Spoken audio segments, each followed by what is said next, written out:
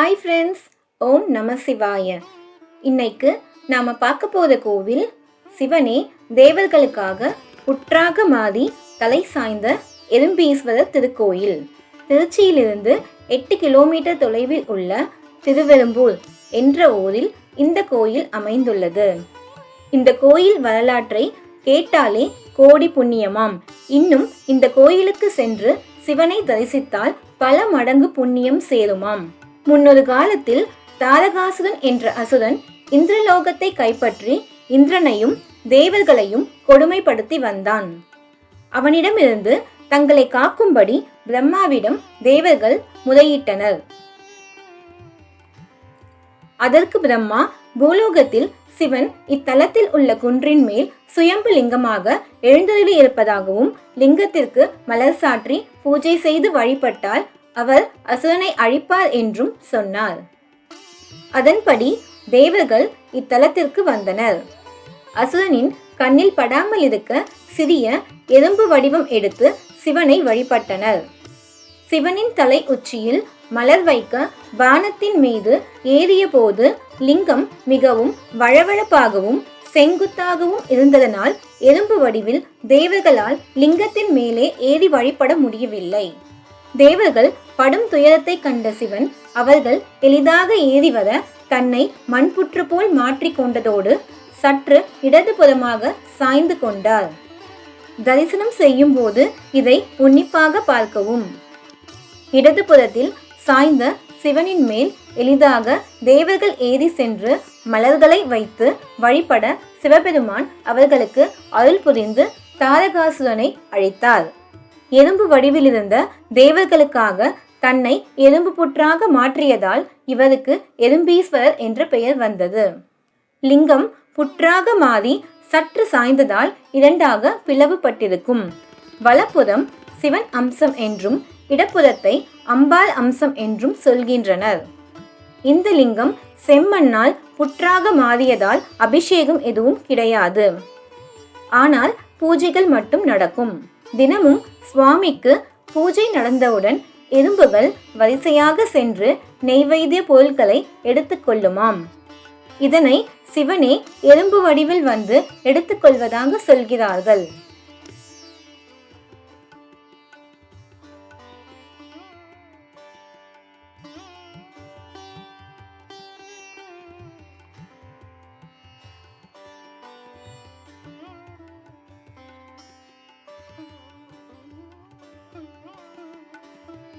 பிரகாரத்தில் உக்கிரமான சொர்ணகால பைரவர், அவருக்கு நேர் எதிரே கஜலட்சுமி தனி சந்நிதியில் இருக்கிறார்கள்.